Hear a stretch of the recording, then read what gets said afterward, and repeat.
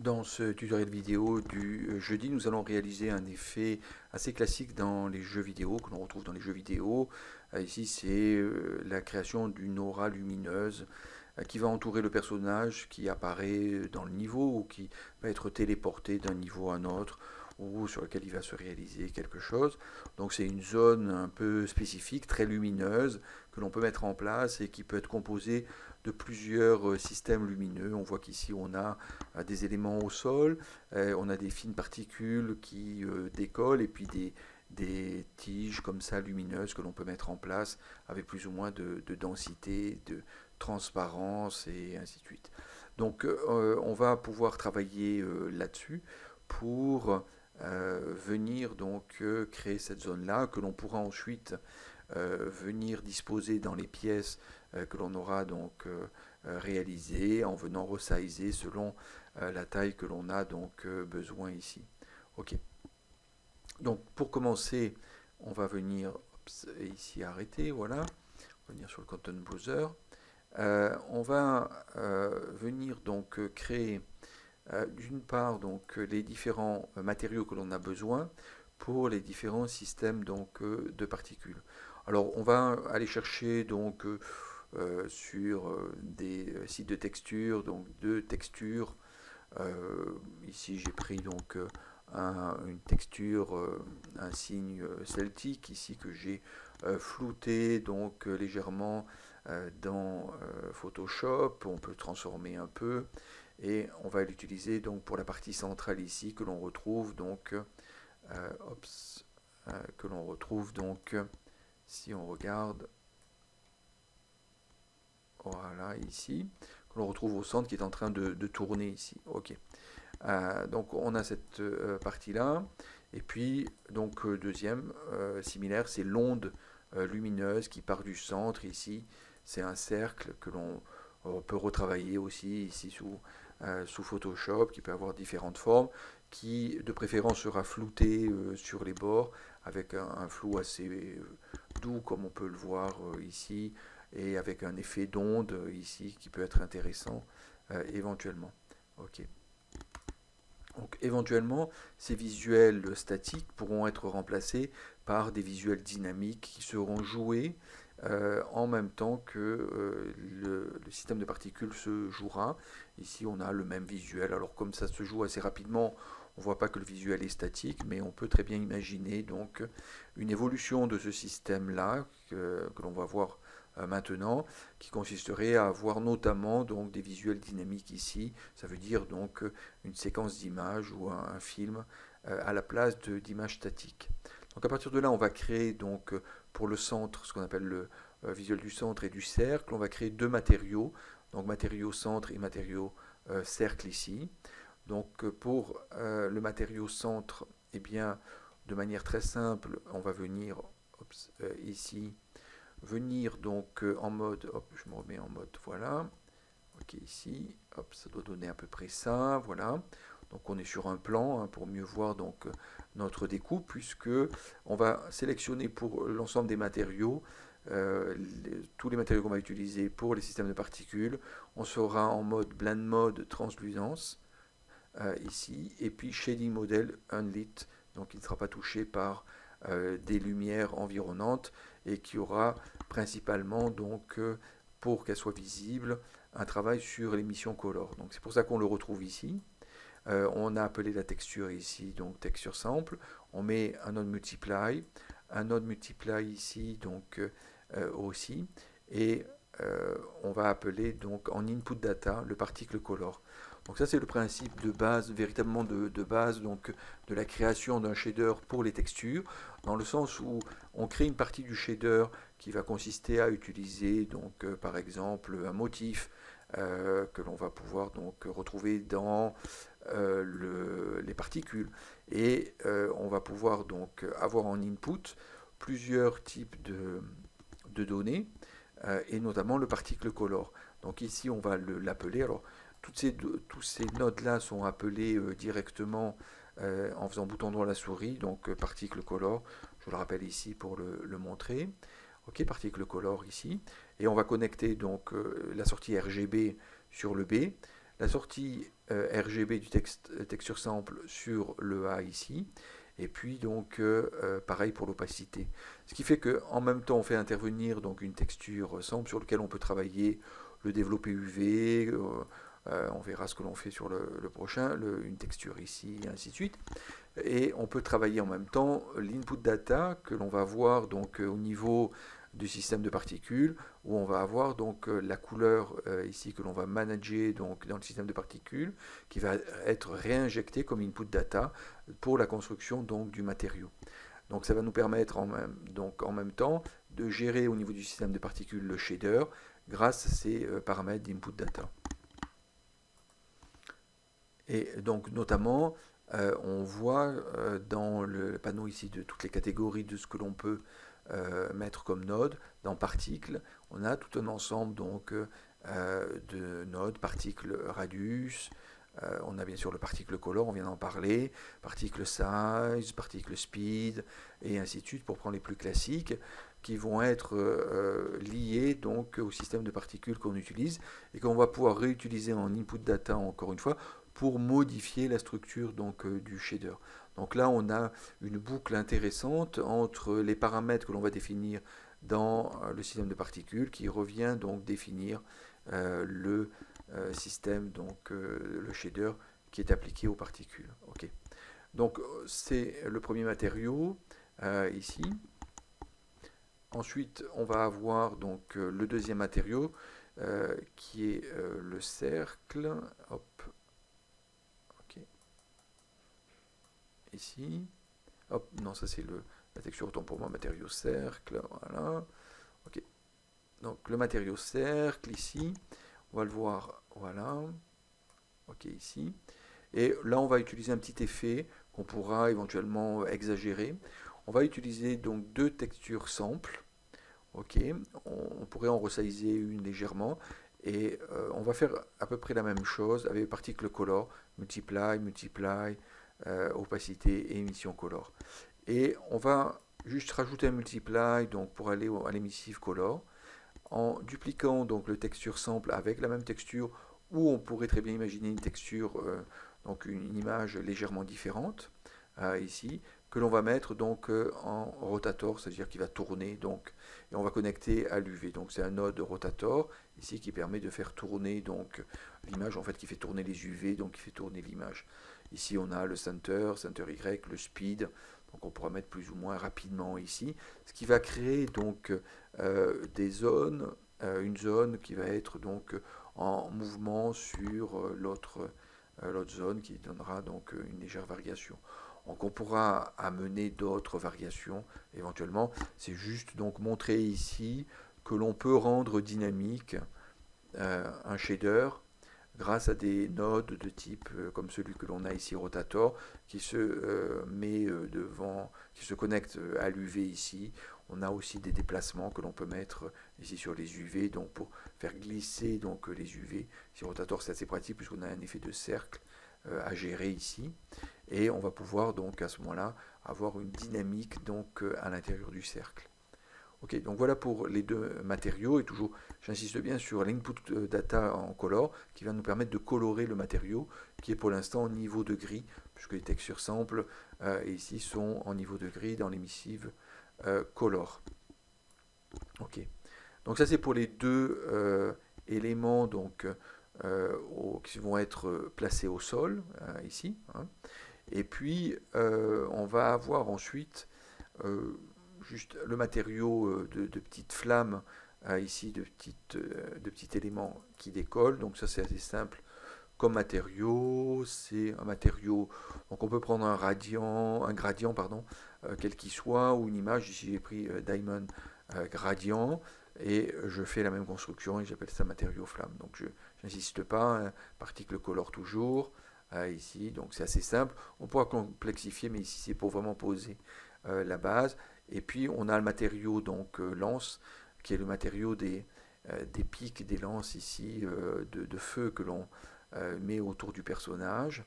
Donc ce matériau est encore plus simple, pour la simple raison, il a le particle color en émissive et en opacité ici, et pas plus. Et donc ce matériau va se colorer ici, à cause, donc grâce, je dirais, à l'input data.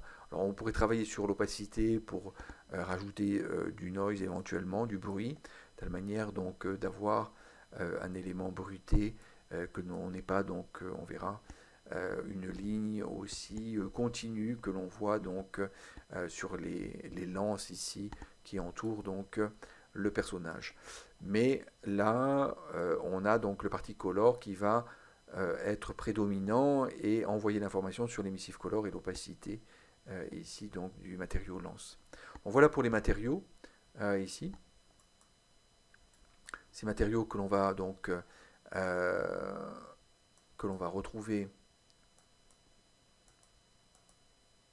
retrouver donc dans le système de particules, et on va venir donc maintenant sur notre système de particules.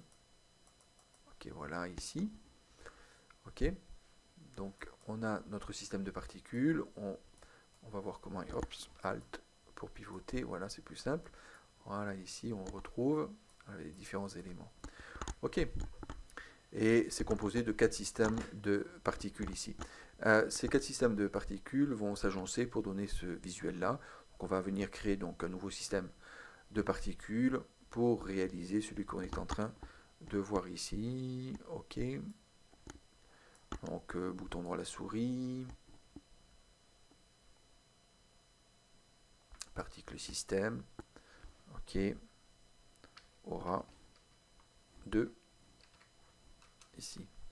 Ok, double clic. Ok. Donc on va avoir notre premier système de particules ici. On va faire d'abord les 2 éléments au sol. Donc la première chose va consister à mettre en place donc dans require donc le système ici du matériel. Donc là on va reprendre un matériel centre, voilà, et hop, c'est toujours l'image, c'est le matériau centre, voilà, ça va mieux, et on le met en place et on voit donc le motif donc du shader ici se répéter de manière assez classique. On a vu ça dans l'introduction donc sur les particules dans Unreal Engine. Donc ici on va venir donc sur la velocity mettre donc tout le monde à 0. Ok, voilà, ici.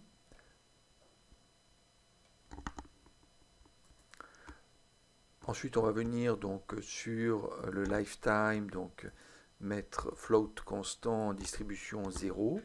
Ok. On va venir donc pour redresser, avant de revenir sur le reste, introduire donc une orientation lock axis. Et sur lock axis, on va venir donc se mettre en Z. Voilà. On va récupérer donc notre élément à plat. Voilà. Ensuite, on va venir sur initial size. Ici, donc, on va plutôt prendre donc un vecteur constant. Donc, on va mettre une valeur 400, par exemple. C'est relatif, bien entendu, à la taille que l'on veut donc donner à notre système général. Voilà, 400 ici. OK. Et ensuite, on va venir donc sur la rotation. Donc en rotation, ok, initiale rotation ici, ok.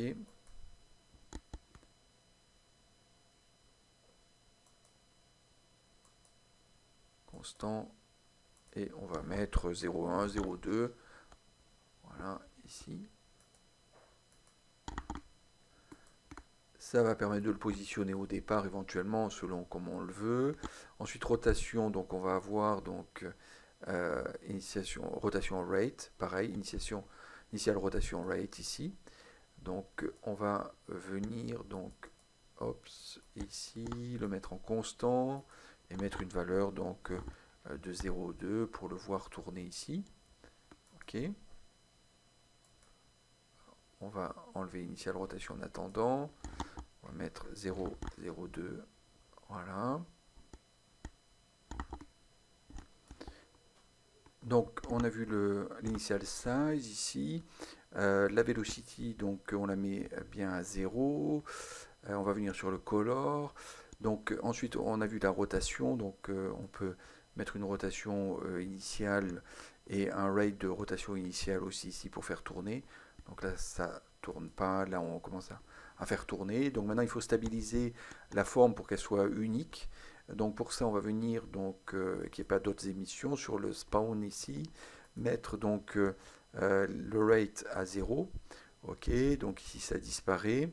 Et on va utiliser le burst ici pour prendre donc un élément. On rajoute un et on va en prendre un.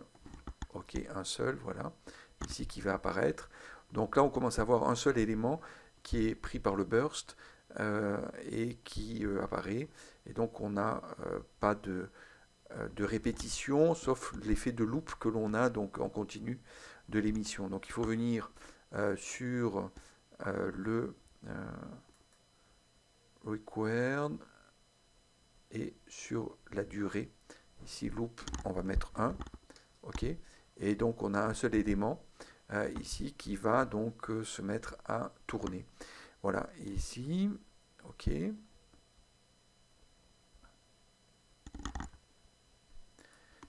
Il reste donc à régler la durée de vie, lifetime. Alors, je laisse lifetime et à ce moment-là, l'élément va disparaître au fur et à mesure, hop, pour réapparaître, pour louper sur une seule. Donc si je mets 0, je mets donc une durée de vie infinie ici sur constant, lifetime constant, distribution float constant. Et donc j'ai mon élément ici, donc je peux revenir sur initial rotation rate éventuellement pour faire tourner ça un peu 10 fois un peu plus vite, voilà, par exemple. Ok, que ce soit un peu plus dynamique. Ici, et puis je vais finir avec le color overlife ici. Ok. Et ici, on va venir donc sur le panneau Color Overlife. Alors, soit en curve, soit en vecteur constant pour avoir une seule couleur. Ici, on va commencer par ça. Ici, on va dépasser la barre des 1, aller plutôt dans les rouges. Et ici, pour bien les faire ressortir. 2, ici, on va avoir des variations. Ok. Et puis 0,2, 0,3 ici, juste pour du bleu, pour pas en avoir trop. Donc on a une variation comme ça intéressante ici. Au niveau de l'alpha, donc on va remettre 1 ici, voilà. Donc notre élément qui apparaît. Donc on pourra avoir une distribution donc, de l'alpha aussi. Hein. Ici j'ai remis un constant 1, on pourra avoir moins, avoir quelque chose de moins...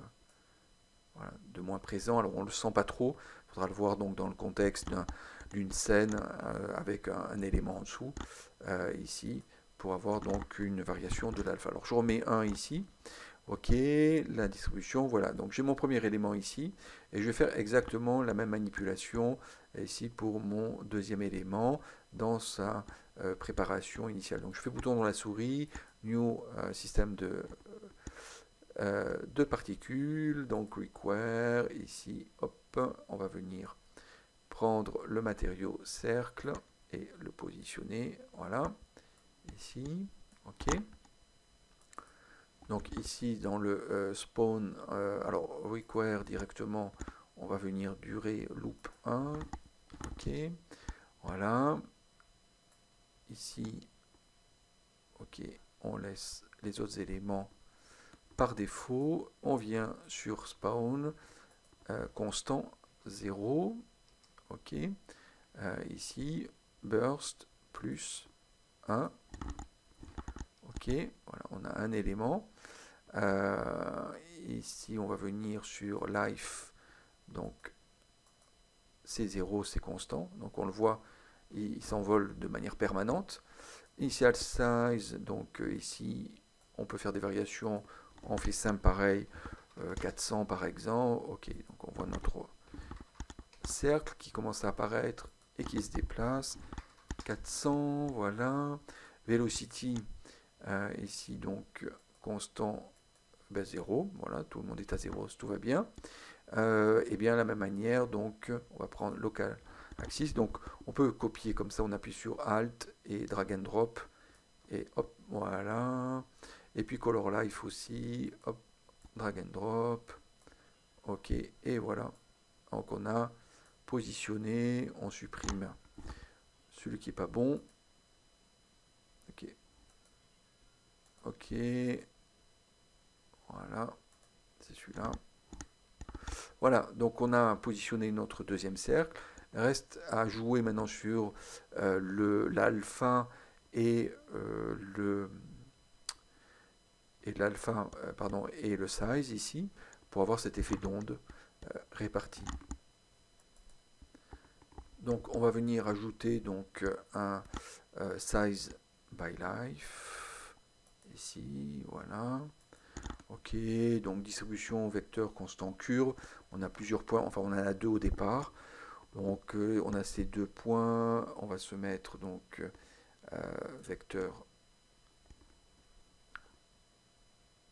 uniforme curve plutôt. Ce qui fait qu'on va avoir ici les points.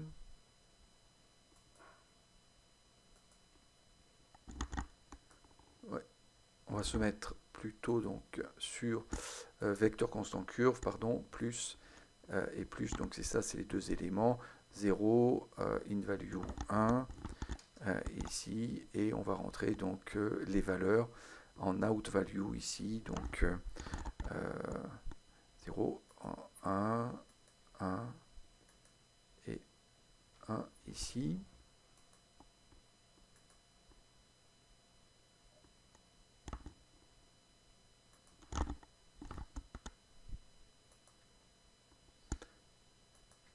Ok, les valeurs de départ ici 1. Donc on retrouve notre élément, et ici par exemple 2, ici 2, 2. Voilà pour les valeurs ici, et donc on a 1 et 2 en durée de vie entre 0 et 1, normalisé, l'âge normalisé, 0 et 1 des particules. Alors ça ne bouge pas, pourquoi? Eh bien parce que le lifetime, on l'a calé sur le premier lifetime. En fait, ici on a une durée de vie, donc on va mettre 2, voilà. Ok, ici, initial size, donc on va pouvoir le réduire donc, à 250 par exemple, pour que l'âge de base, la taille de base aille moins loin. Voilà, ok, et puis voilà. Bon, c'est peut-être un peu juste pour que ça déborde un peu 300. Ok. Voilà, ok, on pourra faire disparaître comme ça. Ensuite, donc avec le color over life, size by life ici, donc on peut corriger au lieu de mettre 2, on peut mettre selon ce que l'on obtient, donc ici une valeur plus petite, 300, 300, ok. Ok, ici donc il faut revenir sur quelques paramètres pour les faire apparaître. Donc notamment, alors on avait mis, si on avait copié d'un système à l'autre, je rappelle qu'il y avait l'émetteur loop qui était ici, donc il faut le mettre à 0. On n'a pas besoin donc d'avoir un seul élément, de bloquer sur un seul élément. Spawn ici, donc on avait la distribution ok, qui était donc le rate de distribution à 0. Donc ici, on va mettre 1 par exemple. Ok, donc on a voilà, émission ici. Et puis, sur size by life, on peut, pour faire apparaître l'élément tout doucement, partir sur une taille de 0. Ok, ici. Pour, voilà, l'onde va... Les ondes vont être un peu plus distantes comme ça. Donc ça va nous permettre de jouer là-dessus. Donc on a réglé dans le spawn la cadence. On peut la mettre un peu moins 0,5 éventuellement, hein, ici.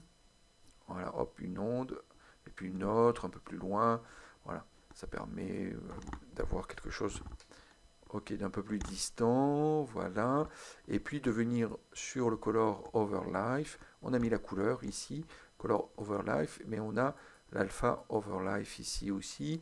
On va se mettre donc en mode float sur curve ici. Et puis donc constant curve plus un élément, deux éléments. Donc in value 1.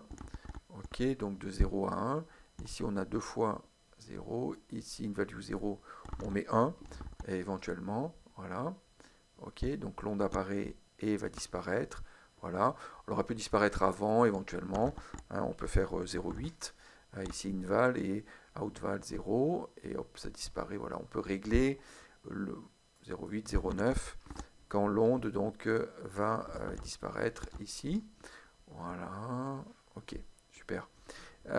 Donc, ça, on a l'ensemble des paramètres ici qui nous permettent donc de pouvoir régler ensuite donc le size by life si on veut plus grand, le lifetime si on veut faire durer un peu plus longtemps, éventuellement 2.5, ok, pour que ça aille un peu plus loin, voilà, hop, voilà, ok. Donc voilà l'onde ici qui se propage, on peut légèrement changer la couleur, on pourra changer en revenant sur le color over life l'impact ici donc de l'opacité. On a mis 0 au début, puis ça se dilue, mais on peut très bien mettre une valeur à 0,2, 0,3 ici, de telle manière donc d'avoir déjà une semi-transparence au départ, 0,2, ici pour avoir une onde moins marquée ou plus marquée selon ce que l'on veut. À ce moment-là, on remettra 0. Ok. Voilà principalement ce qu'on pouvait dire ici sur les deux systèmes donc, de particules les plus, je dirais, délicats à mettre en œuvre. Si je reviens sur mon système ici, après j'ai des systèmes assez classiques que l'on avait vus dans les précédents tutoriels du jeudi, hein, des émissions, donc l'émetteur ici, alors si je mets en stand-by, voilà, ok, ici on a deux systèmes, on a le premier, donc hop, je mets celui-là en stand-by, ici le premier qui reprend les matériaux Diamond, ici l'émetteur Require, donc matériaux flamme, le petit Diamond, c'est pour ça qu'on voit des petites étoiles ici. On a le Color Over Life qui est semblable, l'Initial Velocity qui est vers le haut, l'Initial Size qui est ramené à quelque chose d'assez petit, une accélération vers le haut pour faire partir les particules, c'est assez classique, et c'est émis d'un cylindre, donc cylinder seed ici, comme on l'avait vu dans le précédent, le suivant. Donc le suivant, on voit son cylindre. Je l'ai laissé apparaître ici, mais j'aurais pu dans le précédent le faire apparaître aussi.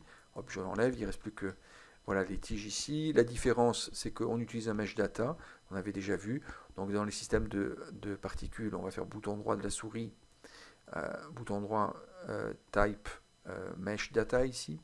Ok, et donc on récupère un mesh data et on va choisir un mesh ici. Donc ici j'ai pris un shape tripyramide qui est de base, donc dans le module de base de Unreal. On peut prendre ce que l'on veut, beaucoup étiré pour faire cet effet de pointe et de flèche.